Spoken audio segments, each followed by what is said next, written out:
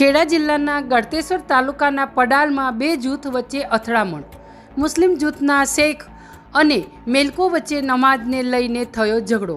રમજાન માસને લઈને નમાઝ અદા કરવા માટે જવા આવવા માટેની બાબતને લઈને થયો મોટો ઝઘડો. બંને જૂથ સામસામે આવી જતા પથ્થરમારો કર્યો. સેવાલિયા ઠાસરા ડાકોર પોલીસ ઘટના સ્થળે પહોંચી મામલો સંભાળ્યો. સેવાલિયા પોલીસે બંને પક્ષની ફરિયાદ લઈ ચુસ્ત બંદોબસ્ત ગોઠવ્યો. હાલ સ્થિતિ કંટ્રોલમાં. સમગ્ર ગામ પોલીસ છાવણીમાં ફેરવાયું. રિપોર્ટ સંજય ચુનારા.